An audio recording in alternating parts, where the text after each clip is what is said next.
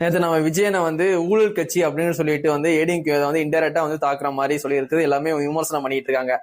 அதே இது அண்ணன் ஒண்ணு சொன்னாங்க, நம்ம கட்சியில வந்து யாருமே ஊழல் பண்ண மாட்டோம், காசு வந்து எதிர்பார்க்க மாட்டோம், காசு அடிக்கணும்னு நினைக்க மாட்டோம் அப்படின்னு சொன்னாங்க. ஆனா நம்ம பசங்க நீங்க வந்து பொறுப்பு கொடுத்தவங்க தான் வந்து டிக்கெட் ரேட் அதிகமா வித்துருக்காங்க. அது வந்து இப்பதான் நடந்துச்சு, ஒரு மாசத்துக்கு முன்னாடி தான் நடந்துச்சு. நிறைய ஃபேன்ஸே வந்து என்கிட்ட வந்து சொன்னாங்க, என்னன்னு கடைசி படம் விஜய் என்ன படத்தை 2000 3000 சொல்லி விற்கிறாங்கன்னு, ஏன்னா நம்ம ஆளுங்களே இப்படி பண்றாங்க அப்படின்னு என்கிட்ட நிறைய பேர் வந்து வருத்தப்பட்டாங்க. நிறைய இடத்துல வந்து டிக்கெட் எல்லாம் ஃப்ரீயா கொடுக்குறாங்கண்ணே, அப்படி ஃப்ரீயா கொடுத்தா கூட அவங்க கட்சியில உள்ளவங்களுக்கு தான் கொடுக்காங்க, நாங்களாம் விஜய் ஃபேன் தானே, எங்களுக்கு ஃப்ரீயா கொடுக்க மாட்டேங்காங்க அப்படின்னு சொன்னாங்க. கடைசி அந்த படத்தையே நிப்பாட்டிட்டாங்க, படத்தை கேன்சல் ஆயிருச்சு. அந்த படம் கேன்சல் ஆகிறதுக்கு முன்னாடி நாள் 2 நாள் நடந்த விஷயம் தான் இது. 1000 ரூபாய் டிக்கெட்டு, 2000 டிக்கெட்டு, 3000 டிக்கெட்னு வித்தாங்க. அதெல்லாம் ஊழலா இல்லாட்டி வந்து ஸ்கேமா இல்லாட்டி மக்களுக்கு பண்ற சேவையான்னு எனக்கு தெரியல. ஆனா அண்ணன் நேற்று வந்து பேசுனது வந்து எனக்கு உண்மையிலே வந்து அண்ணன் வந்து என்ன சொன்னாங்க, டிவிக்குள்ள நான் நிப்பாட்டினவங்க எல்லாருமே வந்து ஊழல் பண்ண மாட்டாங்க, சம்பாதிக்கணும்னு நினைக்க மாட்டாங்க, காசு அடிக்க மாட்டாங்க அப்படின்னு சொல்றது கண்டிப்பா எனக்கு சிரிப்பு தான் வந்துச்சு. நம்ம பசங்க தானே டிக்கெட் அதிகமா வித்தாங்க, நீங்க அப்ப கூட வாயை திறக்கவே இல்லை. நீங்க அப்பவே எதையோ சொல்லியிருக்கணும், நீங்க இந்த மாதிரி டிக்கெட் ரேட்ல அதிகமா வாங்காதீங்கப்பா அப்படின்ட்டு.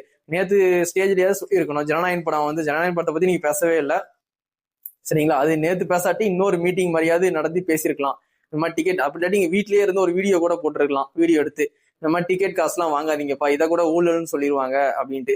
அது ஊழல் தானே. அப்பனா நம்ம பசங்க வந்து 2000 3000 வாங்குறாங்க அப்படின்னு சொல்லி ஊழல் தான். நம்ம ஏடிஎம்கே வந்து இன்டெரக்டா சொல்லிட்டு போயிட்டீங்க, இப்போ அவங்க இதைத்தான் வச்சு பேசுறாங்க. இப்ப நீங்க டிக்கெட்டுக்கு 1000 2000 3000 வாங்குறீங்களா, இதெல்லாம் ஊழல் கிடையாதா அப்படின்ட்டு.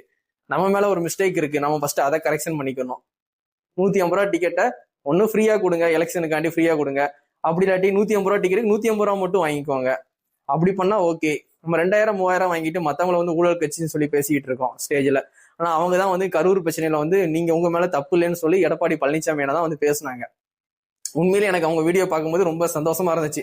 நம்ம அண்ணனுக்கு ஒரு பிரச்சனை இருக்கும்போது எல்லாருமே அண்ணன் கூட இருக்கவங்க எல்லாம் துண்டக்கான துணியக்கான ஓடிட்டாங்களே, ஆனா எடப்பாடி பழனிசாமி அண்ணா வந்து நமக்கு சப்போர்ட்டா பேசுறாங்களே அப்படின்னு சொல்லி உண்மையிலேயே வந்து அவருக்கு நான் நன்றி சொல்லி ஒரு வீடியோ போட்டேன் அடுத்த நாள். ஆனா நேற்று வந்து அவங்கள வந்து ஊழல் கட்சின்னு சொல்லும் போது எனக்கு கொஞ்சம் வருத்தமா தான் இருந்துச்சு. ஏன்னா நம்ம கட்சி வந்து பசங்க எல்லாம் டிக்கெட் அதிகமா தான் காசு கொடுத்து விற்கிறாங்க. இப்ப நம்ம சைடே இவ்வளவு மிஸ்டேக் இருக்கும் போது அவங்கள வந்து ஊழல் கட்சின்னு சொல்லும் போது கரெக்டா இருக்காது. நம்ம சைடு இருக்க மிஸ்டேக்கை வந்து உங்களை திருத்திட்டாலே நமக்கு ஓட்டு போட்டுருவாங்க. நம்ம சைடு இந்த மிஸ்டேக் இல்லாம இருந்தாலே மக்கள் நமக்கு ஓட்டு போட்டுருவாங்க. அவங்க இப்படி இவங்க எப்படி, அவங்க தீய சக்தி இவங்க ஊழல் கட்சின்னு சொல்றதை விட்டு நம்ம ஒழுங்கா இருந்தாலே நமக்கு ஓட்டு போட்டுருவாங்க. உங்க பசங்களை முதல்ல ஒழுங்கா இருக்க சொல்லுங்க, அவ்வளவுதான். உங்க பசங்க ஊழல் பண்ணாம இருக்க சொல்லுங்க. டிக்கெட்டுக்கு காசு வாங்கவே இல்லைன்னு சொல்ல முடியுமா, அடிச்சு சொல்ல முடியுமா? எல்லாரும் வாங்க தான் செஞ்சாங்க உங்க பசங்க. அதை கரெக்ஷன் பண்ணாலே மக்கள் ஓட்டு போட்டுருவாங்க.